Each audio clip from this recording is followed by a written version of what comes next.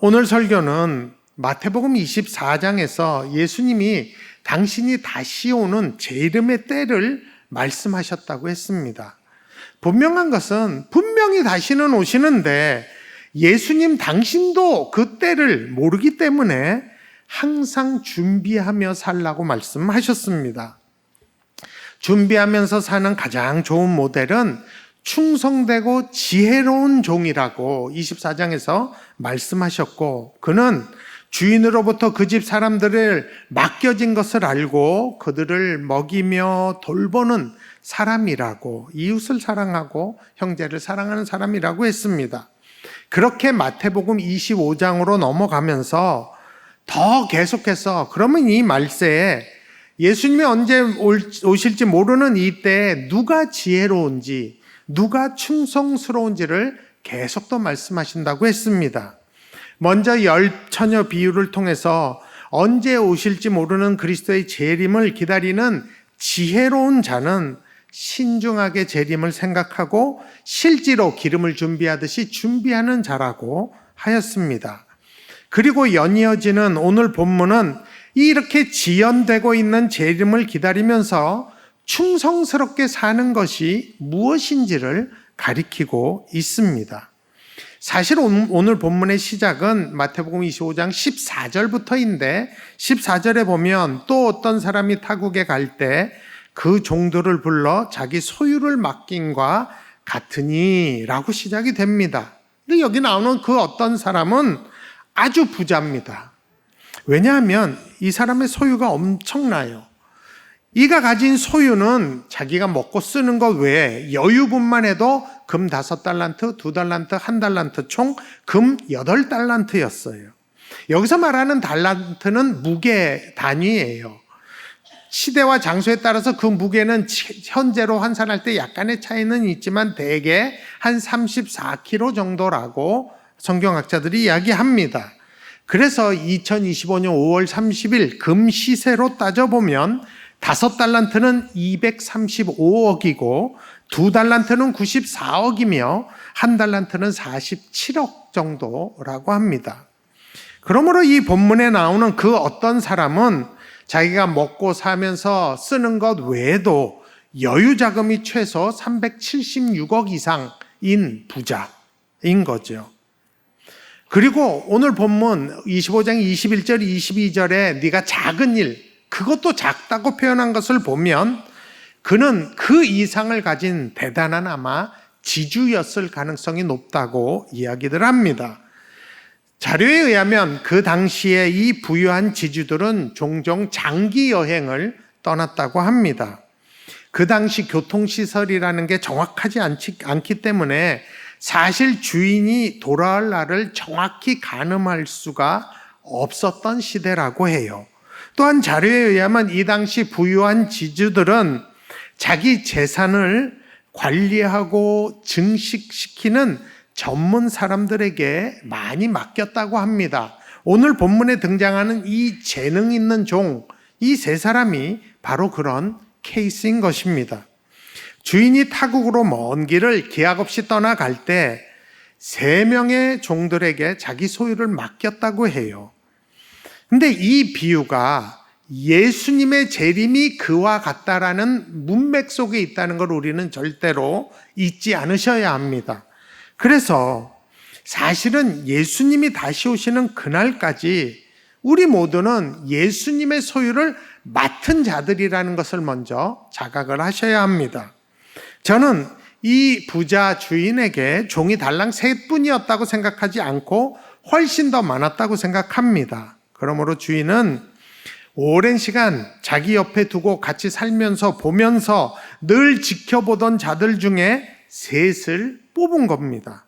마태복음 25장 15절에 보면 우리는 특별히 각각 그 재능대로 재산을 맡겼다는 표현을 보게 됩니다. 그러므로 이 주인은 그 종들에 대해서 이미 파악이 다 끝났고 그들의 능력치가 다 다르다는 걸 알 수 있습니다.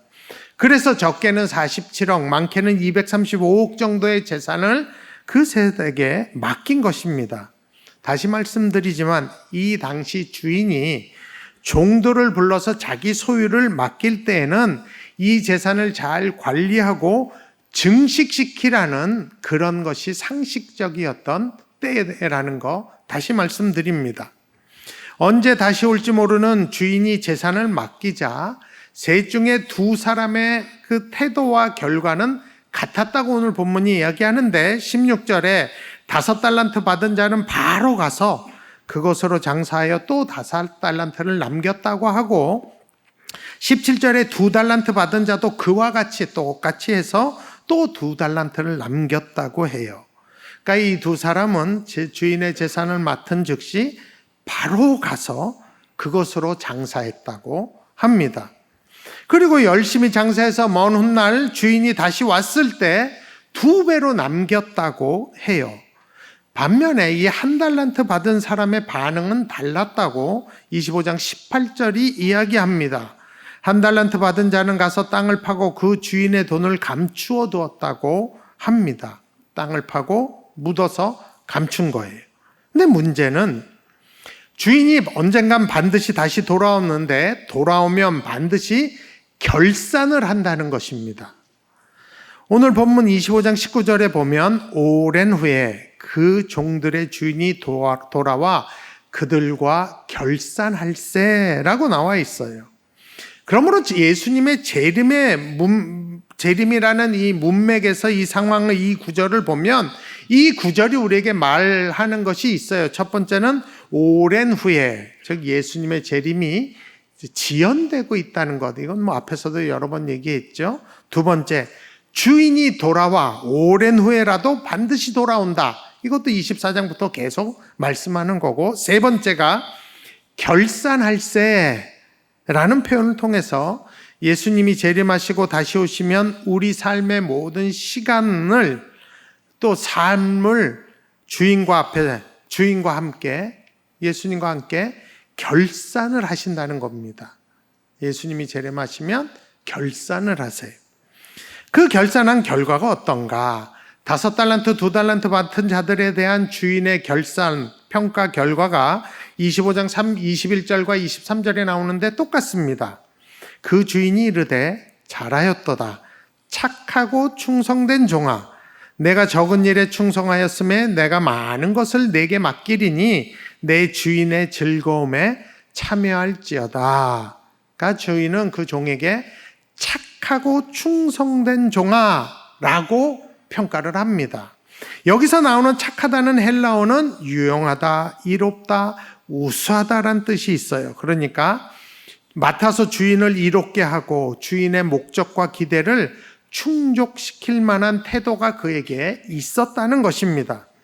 그러니까 이 두 종들은 주인에게 들을 수 있는 최고의 극찬을 들은 거죠. 착하고 충성된 종아.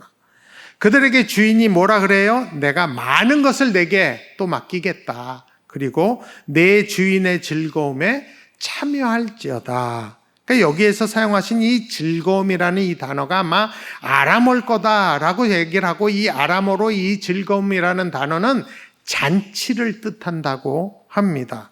그러니까 주인이 5달란트, 2달란트 맡은 자들을 위해서는 앞으로 너희가 더 많은 걸 맡게 됐다는 미래를 보장함과 동시에 주인이 베푸는 큰 잔치에 초대되어서 주인과 함께 즐기는 그 보상을 준 것입니다. 반면에 땅에 묻었던 1달란트를 그대로 가져온 종과 결산을 한 주인의 평가와 판결이 어떻게 되는가? 26절에 보면 그를 향하여 주인은 악하고 게으른 종아라고 부릅니다. 이전의 두 종들에게는 착하고 충성된 종아랑과 정반대로 악하고 게으른 종아. 악하다는 게 뭡니까? 주인의 의도와 목적을 무시하고 자기 편한 대로 했다는 것이에요. 악하고 게으른 종. 그래서 그가 한 모든 태도와 행동에 대한 판결로 평가가 30절에 보면 이 무익한 종을 바깥 어두운 데 내쫓으라. 거기서 슬피 울며 이를 갈리라 라고 합니다. 다른 두 종들은 주인이 베푸는 잔치에 들어간 것과 정반대로 이 한 종은 쫓겨납니다. 두 종들은 주인과 즐거운 시간을 보내고 있을 때 이 쫓겨난 종은 슬피 울며 이를 갈고 있습니다. 그렇다면 여러분, 5달란트, 2달란트 맡은 자와 1달란트 맡은 자의 차이점이 뭘까요? 장사를 했냐 안 했냐 차이보다 더 근본적인 차이가 있습니다. 예수님께서는 그것을 가르치시기 위해서 오늘 본문 전체인 14절부터 30절까지 17절 중에 무려 17절 중에 7절을 할애해서 이 1달란트 맡은 자에 대해서 자세히 설명하셨습니다. 결론적으로 그것은 주인에 대한 인식과 태도 문제입니다. 그는 어쩌면 평소에 주인과 있을 때는 잘 드러나지 않았지만, 그래서 어쩌면 주인이 긴가민가 했을지 모르지만, 주인이 떠나면서 주인이 안 보면서부터 그의 본성이 드러납니다. 1달란트 맡은 자가 원금이라도 보존하기 위해서 여러분 땅에 묻은 것 이 자체가 나쁜 거나 잘못된 거 아니에요. 왜냐하면 그 당시 부자들은 그렇게 자기의 보화를 땅에 묻은 케이스가 있다고 성경이 이야기하기 때문입니다. 그렇다면 왜 1달란트 맡은 자가 주인에게 선택되어서 47억의 재산을 맡았음에도 불구하고 그 금덩어리를 땅에 묻을 수밖에 없었을까요? 그것은 그가 알고 있는 주인에 대한 인식이에요. 25장 24절에 보면 당신은 굳은 사람이고 심지 않는 데서 거두고 해친다는 건 키질을 의미합니다. 키질을 해서 알곡을 빼야 되거든요. 쭉정이 빼고. 그러니까 키질하지 않은 데서 모으는 사람, 키질도 안 하면서 곡식 달라는 그런 사람이었기 때문이라고 이야기합니다. 여기서 말하는 헬라어 굳은 사람이라는 것은 혹독한 사람, 난폭한 사람을 뜻하는 아주 폭력적인 단어입니다. 자기가 생각하는 주인은 씨를 심지도 않았는데 거두려는 얌체고, 곡식을 키질도 하지도 않고도 그냥 알곡을 모으려고 또 그렇게 돈에 환장한 그런 난폭한 사람이라는 아주 모욕적인 단어를 쓰고 있습니다. 제가 생각할 때 이것을 이야기할 때 그 1달란트 맡은 사람은 아마 농담 반 진담 반으로 다리 떨면서 그냥 그래서 내가 1달란트 당신에게 돌려준다고 이렇게 얘기했을 것 같아요. 근데 여러분, 정말 주인이 그렇게 두렵고 난폭한 사람이라면 그 면전에서 종놈이 그따위로 얘기할 수 있을까요? 생각해 보세요. 정말 난폭한 사람 앞에서 이렇게 얘기할 수 있을까요? 그렇게 못할 거예요. 그러므로 이 종은 지금 주인을 만만하게 보는 거예요. 그리고 아주 무례하게 막대하는 거예요. 그리고 거짓말로 막 둘러대면서 이런저런 핑계들을 대고 있는 것입니다. 그것을 주인이 즉시 파악합니다. 그래서 주인이요, 네가 하는 말 자체가 틀렸다고 마태복음 25장 26절 27절에서 딱 얘기합니다. 그 주인이 대답하여 이르되 악하고 게으른 종아, 나는 심지 않는 데서 거두고 해치지 않는 데서 모으는 줄로 내가 알았느냐? 그러면 내가 마땅히 내 돈을 돈놀이 하는 자들에게 맡겼다가 내가 돌아와서 내 원금과 이자를 받게 하였을 것이니라 라고 얘기합니다. 네 말대로라면 이자라도 더 내야지 라고 하는 것이에요. 너 하는 말 거짓말이고 핑계라는 이야기입니다. 그래서 그가 어떤 사람인지 정확히 판단하고 그에게 맡긴 1달란트를 빼앗습니다. 그리고 그에게 준 기회에 대한 정의로운 판단으로 그를 내쫓는 결정을 한 것입니다. 여러분, 여기서 우리가 알 수 있는 것은 우리 주인이 어떤 분이며 달란트를 왜 내게 맡겼는지 그 의도와 목적을 알고 주인이 있든지 없든지 성실하게 할 일을 하며 사는 것이 바로 충성된 종의 모습이라는 것입니다. 예수님께서 지금 당신이 재림할 때까지 우리가 그런 삶, 충성스러운 삶을 살기를 원하시는 것이에요. 그렇다면 여러분, 이 달란트 비유에서 보여주시는 우리 주인이신 하나님은 어떤 분이실까요? 저나 여러분이요, 그냥 우리 주인이신 하나님을, 성부, 성자, 성령 하나님을 좀 만만하게 여기지 않았으면 좋겠어요. 그리고 그분은 우리가 어떤 핑계라도 대고 적당히 회개하는 척하면 그래 다 이렇게 좀 만만하게 여기지 않고 쉽게 여기지 않았으면 좋겠어요. 근데 가끔 보면 제 삶에서도 그런 모습이 보여요. 너무 만만하게 여겨요, 내 주인 하나님을. 여러분, 말세를 살 때 가장 중요한 것이 뭐예요? 성부, 성자, 성령 하나님, 우리 주인이신 하나님이 어떤 분인지를 먼저 아는 것이고, 또 그분의 의도와 마음의 뜻을 헤아려서 우리가 충성스럽게 사는 게 말세에 가장 필요한 일이에요. 우리 주인 되신 하나님은 이 비유의 주인처럼 먼저 종들과 함께하면서 그들을 먹이면서 그들의 재능을 다 파악하시고 아시고 그들도 사람들을 섬기도록 최대한 기회를 주시는 분이시라는 것입니다. 그래서 그 집 사람들을 맡아 때를 따라 양식을 나눠줄 자를 찾아서 당신의 것들을 기꺼이 그들에게 맡기시는 게 이 주인이시고 우리 하나님의 모습입니다. 우리 하나님은 이 땅의 모든 사람들이 하나님을 알고 예수님을 믿어 구원받기를 원하시며 그것을 위해서 우리들을 부르시고 당신의 모든 것, 하나님의 나라를 맡기시는 분이시라는 것입니다. 근데 여러분, 이 비유를 볼 때마다 5달란트, 2달란트 맡은 자들이 어떻게 맡겨지자마자 바로 장사를 했는지 그거 좀 궁금하지 않으세요? 아니, 어디서 배웠기에 그냥 장사를 했더니 그냥 배를 5달란트, 5달란트, 2달란트, 2달란트를 남기게 되었을까요? 여러분, 그건 쉬워요. 이 종들은 그 전부터 주인과 함께 있으면서 그 주인이 하고 한 걸 다 배운 거예요. 옆에서 다 배운 겁니다. 그래서 그들은 장사를 즉시 할 수 있었고 해도 반드시 배가 되도록 남긴 것입니다. 여러분, 우리도 우리 주인 되신 성부, 성자 하나님께, 성령 하나님께 배운 그대로 하면 여러분 대박 납니다. 사회에서는, 이 세상에서는 조금 오해받고 환난받을 수 있어도 우리의 주인의 눈에는 대박입니다. 1달란트 맡긴 그 사람은 도대체 왜 그랬을까요? 어떻게 된 것일까요? 저는 이 사람을 보면서 우리 예수님이 끝까지 한 사람에게라도 더 기회를 주시려는 그 주인의 마음과 배려를 볼 수 있습니다. 아까도 말씀드렸지만 주인에게 이 1달란트 맡긴 사람은 아마 긴가민가하는 의심스러운 점이 있었을 것 같아요. 그래도 주인은 그래도 제가 나한테 보고 배운 게 있는데 나처럼 하겠지라는 기대를 가지고 그에게도 기회를 준 것입니다.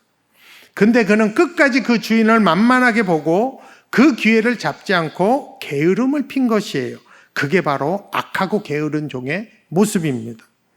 그러므로 우리도 주인의 마음을 좀 더 알아가고 그 주인을 믿고 주인이 맡긴 일에 주인의 법과 식대로 말씀대로 충성하는 그 태도를 갖고 사는 것이 바로 이 말세를 사는 충성스러운 종이다 라고 인식하셔야 합니다. 또한 우리 주인이신 예수님은 마지막 날에 우리와 결산을 하셔서 주인의 그 즐거움, 주인의 잔치에 우리와 함께 계시고 싶어 하신다는 것을 꼭 헤아려 주셨으면 좋겠습니다. 우리 예수님이 그걸 우리에게 원하세요. 네가 진짜 2달란트 남겼냐? 5달란트 남겼냐? 세어보자 이러지 않으시고 주인의 잔치에 참여, 같이 나랑 즐기자, 기뻐하자 합니다. 그러므로 우리는 주님 재림하시는 그날에 우리와 함께 결산하신다는 걸 잊지 말고 오늘도 하나님의 법과 식대로 충성스럽게 살아야 합니다. 우리 예수님이 육신을 입고 이 땅에 오셔서 그렇게 사시는 충성의 본을 먼저 우리에게 보이셨습니다. 물론 우리가 단번에 예수님처럼 그럴 수는 없어요. 그러다 예수님 말씀하셨듯이 즉시 회개하고 다시 시작하면 되는 것입니다. 그러면 결산하는 그날에 보소서 내가 5을 남겼나이다, 2를 남겼나이다 하는 그런 말을 할 수 있게 될 것입니다. 그 일을 위해서 오늘도 우리 성령 하나님이 우리와 함께 계셔서 우리를 가르치시고 인도하고 계십니다. 정말 우리에게 놀라운 하나님의 나라를 맡기시고 그 집 사람들을 맡기신 주님께 충성하는 저와 여러분이 되어서 나중에 주의 잔치에 다 참여하는 우리가 됐으면 좋겠습니다. 이 한 주도 여러분 다시 시작하세요. 성경 읽는 거 중단하신 분들 다시 시작하세요.